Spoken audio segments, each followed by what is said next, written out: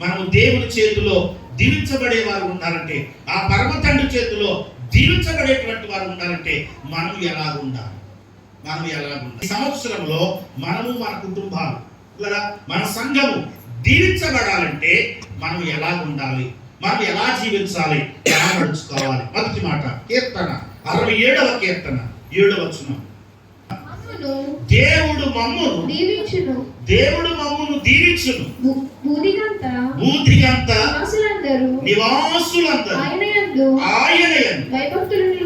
భయభక్తులు. అంటే ఎవరైతే దేవుని యందు భయభక్తులు కలిగి ఉంటారో, ఎవరైతే దేవుని యందు భయభక్తులు నిలుపుతారో తప్పక దేవుడు వారిని దీవిస్తాడో. దేవునికి స్తోత్రం కలుగునుగాక. దేవుడు మమ్మల్ని దీవించును కనుక సకల జనులు కూడా దేవుని యందు భయభక్తులు కలిగి ఉంటారని వాక్యం సెలవిస్తా ఉంది. సంగమా, ఈ సమయంలో ఈ 2025వ సంవత్సరంలో నీవు, నేను, మన కుటుంబాలు దీవించబడాలి అంటే దేవుని యందు భయభక్తులు కలిగి ఉండాలి. ఏం చేయాలి చెప్పండి? దేవుని యందు భయభక్తులు కలిగి ఉండాలి. దేవునికి స్తోత్రం చెప్పండి.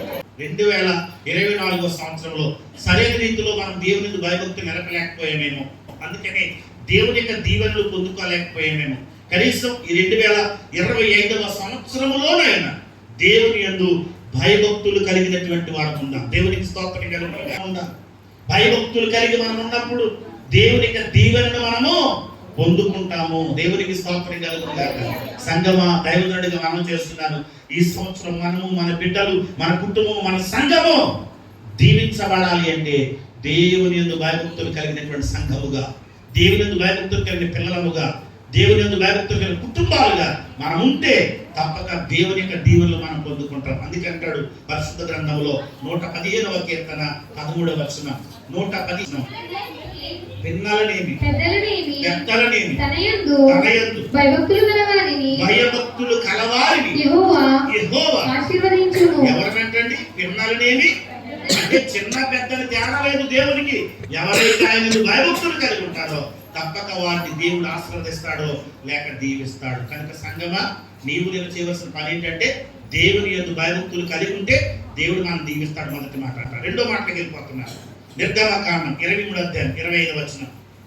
నీ దేవుడైన యెహోవా సేవింపవలెను. నీ దేవుడైన యెహోవాను సేవింపవలెను. యెహోవానే సేవింపవలెను. అప్పుడు ఆయన నీ ఆహారమును నీ పానమును దీవించును. ఎప్పుడు? సేవించినప్పుడు. సేవించుటంటే ఆరాధించుట. ఏం చేయాలండి? దేవుణ్ణి ఆరాధించాలి, సేవించాలి. అలా ఎవరైతే ఆయన్ని సేవిస్తారో, ఎవరైతే ఆయన్ని ఆరాధిస్తారో వారి యొక్క ఆహారమును, వారి పానమును ఏం చేస్తారంటే ఆయన దీవిస్తాడు. దేవునికి స్తోత్రం. ప్రతి సమయంలో కూడా ప్రభువును మనం ఆరాధించే వారి ఉంటే తప్పక దేవుడు మనలను, మన కుటుంబాలను దీవిస్తాడండి. ఒకవేళ 2024వ సంవత్సరంలో అప్పుడప్పుడు ఆరాధించాము, కానీ ఈ 2025వ సంవత్సరంలో ఎల్లవేళలా ప్రభువును ఆరాధిస్తున్నారా ఆయన ఇచ్చేటువంటి దీవెనలు పొందుకునేటువంటి వారు ఉందాం. మొదటి మాట, దేవుని చేత మనం దీవించబడాలంటే దేవుని యందు భయభక్తులు కలిగి ఉండాలి. రెండవ మాట, ఎల్లవేళ ప్రతి నిత్యము కూడా ఆయనను మనము ఆరాధించాలి. మూడవ మాటకి వెళ్ళిపోతా ఉన్నాను. మూడవ మాట సామెతల గ్రంథం 22:9. దయాదృష్టి గలవారు తన ఆహారములో కొంత దరిద్రునికి ఇచ్చెను. దయాదృష్టి గలవాడు దరిద్రునికి ఆహారం పెట్టువాడు. వినాలి. దయాదృష్టి గలవాడు దరిద్రునికి ఆహారం పెట్టువాడు. అట్టివాడు ఏం పొందుకుంటాడు? దీవెన పొందుకుంటాడు. దేవునికి స్తోత్రం చెప్పండి. సంగమా, ఎవరైతే ఈ లోకములో దరిద్రుల ఎడల, దీనుల ఎడల, పేదవారి ఎడల దయాదృష్టి కలిగి ఉంటారో వారు తప్పకుండా దీవించబడతారండి. అందుకని దైవజనుడికి నేను అంటాను, ఎవరైనా పేదవారు కనపడినప్పుడు, ఎవరైనా దరిద్రులు మనకు తారసపడినప్పుడు మనకున్న దాంట్లోనే మనము కొంచెమైన వారికి ఇచ్చేవారని ఉండాలి. ఇదే ప్రభువు కోరుకుంటున్నాడు. దయాదృష్టి కలిగి ఉండాలి. దేవునికి స్తోత్రం కలిగి ఉండాలి.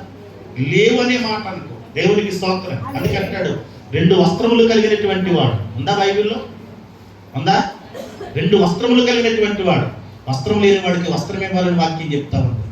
4 పూటలు తింటున్నాం మనం. ఎన్ని పూటలు? 1 పూట లేని వారు ఉన్నారు. కనీసం 1 పూట, 4 పూటలు 1 పూట మనం ఆపుకుని 3 పూటలే తిని ఇందులో మనం ఒక్క పూట వారికి పెడితే ఏమండి అది మనకి దీవెన. దేవునికి స్తోత్రం కలుగుతుంది. సంగమా, దేవుని సన్నిధిలో దేవుని పిల్లలమైన నీవు దరిద్రుల ఎడల, దీనుల ఎడల, పేదవాడి ఎడల దయాదృష్టి కలిగి ఉండాలి. ఏం కలిగి ఉండాలి?